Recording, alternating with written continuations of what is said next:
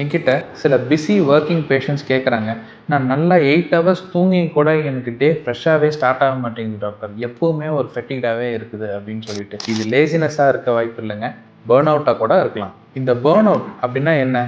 அதாவது நம்ம மைண்டும் நம்ம பாடியும் போதுண்டா சாமி அப்படிங்கிற அளவுக்கு ரொம்ப டயர்டாச்சுன்னா இதை தான் பேர்ன் அவுட்னு சொல்கிறோம். ஸோ இதை நாம் எப்படி கண்டுபிடிக்கலாம்?